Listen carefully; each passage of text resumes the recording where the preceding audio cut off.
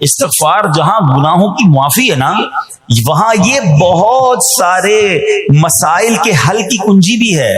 آپ اگر پرابلم میں ہیں، روزی کے مسائل ہیں، اولاد نہیں ہو رہی ہے یا کوئی بھی پرابلم ہے، ایک واقعہ سنیے. امام حسن بصری رحمۃ اللہ تعالی بہت بڑے بزرگ ہیں. ایک شخص آیا آ کر کہتا حضور قحط کی پوزیشن آ گئی ہے، بارش نہیں ہو رہی، دعا فرمائیں کہ وظیفہ عطا فرمائیں. آپ نے فرمایا استغفار کرو. وہ چلا گیا. اچھا ایک بزرگ بیٹھے تھے ان کے پاس، حضرت ربیع بن صبیح رحمۃ اللہ، وہ دیکھ رہے تھے. دوسرا بندہ آیا کہتا حضور تنگ دستی ہے، کاروبار میں ڈاؤن ہے، رزق میں تنگی ہے. آپ نے فرمایا استغفار کرو. پھر تیسرا شخص آیا کہتا حضور اولاد نہیں ہو رہی ہے، حصول اولاد کے لیے وظیفہ لینا ہے. فرمایا استغفار کرو. چوتھا بندہ آیا، وہ کہتا ہے کہ حضور میرے باغ میں فصلوں میں پیداوار کی کمی ہے. فرمایا استغفار کرو. حضرت ربیع بن صبیح کہتے ہیں حضور پہلا بندہ الگ پرابلم لے کر آیا، دوسرا الگ، تیسرا الگ، چوتھا الگ، چاروں کو ایک ہی وظیفہ استغفار استغفار. ہائے ہائے، بڑوں کی بڑی باتیں ہیں. قرآن میں بھی پڑھتا ہوں، قرآن آپ بھی پڑھتے ہیں، مگر دیکھو اللہ والے کیسے پڑھتے ہیں. کیا خوبصورت جواب دیا آپ نے. آپ فرماتے ہیں سورہ نوح پارہ 29 آیت نمبر 10 سے 12 کی آپ نے تلاوت فرمائی. اب ذرا قرآن سنیے گا. بسم اللہ الرحمن الرحیم. استغفروا ربکم انہ کان غفارا یرسل السماء علیکم مدرارا ویمددکم باموال وبنین ویجعل لکم جنات ویجعل لکم انہارا. سبحان اللہ. ذرا سنیے گا. اپنے رب سے معافی مانگو. استغفروا ربکم انہ کان غفارا، بے شک وہ بڑا معاف کرنے والا ہے. اب دے گا عطا، کیا فرمائے گا؟ یرسل السماء علیکم مدرارا، وہ تم پر موسلا دھار بارش بھیجے گا. وَيُمْدِدْكُمْ بِأَمْوَالٍ وَبَنِينَ وَيَجْعَلْ لَكُمْ جَنَّاتٍ وَيَجْعَلْ لَكُمْ أَنْهَارًا. فرمایا اور مالوں اور بیٹوں سے تمہاری مدد فرمائے گا، اور تمہارے لیے باغات بنا دے گا، اور تمہارے لیے نہریں بنائے گا. باغات بھی بڑھ رہے ہیں، اولاد بھی عطا ہو رہی ہے، مال بھی بڑھ رہا ہے، بارش بھی ہو رہی ہے. اس چیز سے استغفار سے.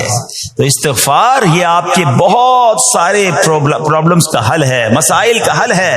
بس اپنی زبان استغفار سے تر رکھیے. اچھا پھر اس میں تھوڑی سی شرمندگی بھی ہو. ایسا نہیں کہ استغفار بھی ہو رہا ہے اور دماغ کہیں اور ہے، مسکرا بھی رہے ہیں، ہنس بھی رہے ہیں اور استغفر اللہ. کسی سے معافی مانگتے ہوئے ہنستا ہے کیا بندہ؟ استغفر اللہ ربی من کل ذنب واتوب الیہ. یا اللہ میں اپنے سارے گناہوں سے تجھ سے معافی مانگ رہا ہوں.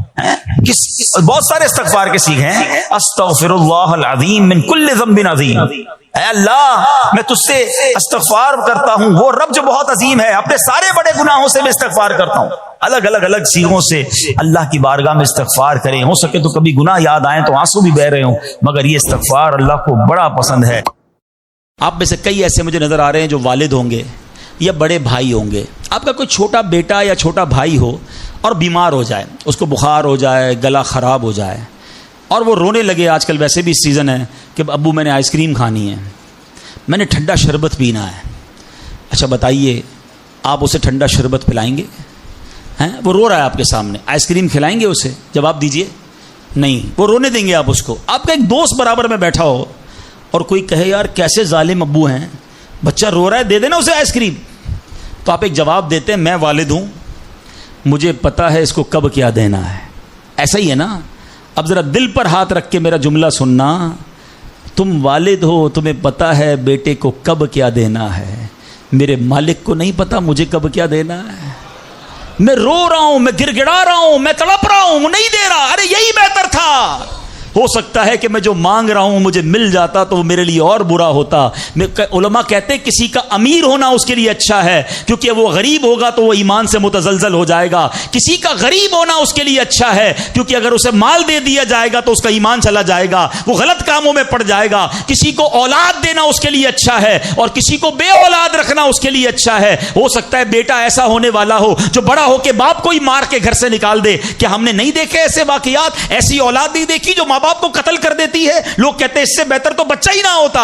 ارے رب بہتر جانتا ہے مجھے کیوں بیٹا نہیں مل رہا، مجھے کیوں بیٹی نہیں مل رہی، مجھے کیوں اولاد نہیں ہو رہی، مجھے کیوں مال نہیں مل رہا، میں اب تک گھر کیوں نہیں لے سکا. ہو سکتا ہے میرے رب نے اس کے بدلے میرے لیے بہت ساری نعمتیں رکھی ہوں. کاش یہ بات سمجھ آ جائے. مجھے ایک بات بتاؤ نا، میری ماں، آپ کی ماں، دنیا میں سب سے زیادہ ہم سے پیار کون کرتا ہے؟ ہماری ماں کرتی ہے. کبھی ماں ہمارے لیے غلط فیصلہ کر سکتی ہے؟ نہیں کر سکتی. ارے جو ماں میرا میرا اچھا سوچتی ہے، اس ماں کے دل میں جس نے ممتا ڈالی ہے، جو کروڑوں ماؤں سے زیادہ مجھے چاہنے والا ہے، وہ میرے بارے میں کیوں نہ اچھا فیصلہ فرمائے گا۔ کاش یہ یقین آ جائے کہ جو رب نے کیا ہے وہی بہتر کیا ہے۔ سبحان اللہ، زندگی کا ایک اصول بنا لو، میرا کام جب آپ کا کام ہو جائے نا تب بھی کہو اللہ کا شکر ہے، اور جب کام نہ ہو کہو جب بھی اللہ کا شکر ہے۔ میرے لیے یہی بہتر ہوگا۔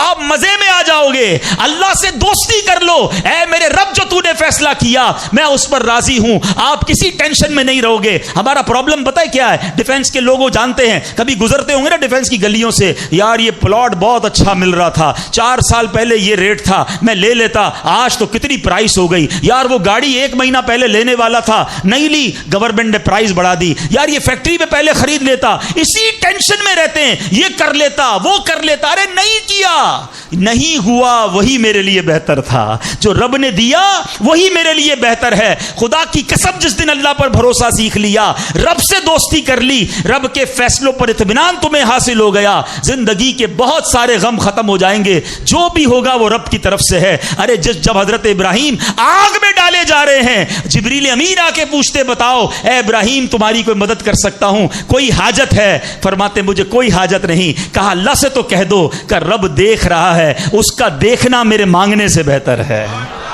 ہائے ہائے، اللہ حضرت ابراہیم کے اس یقین کا کوئی ذرہ عطا فرما دے، اس توکل کا کوئی حصہ عطا فرما دے۔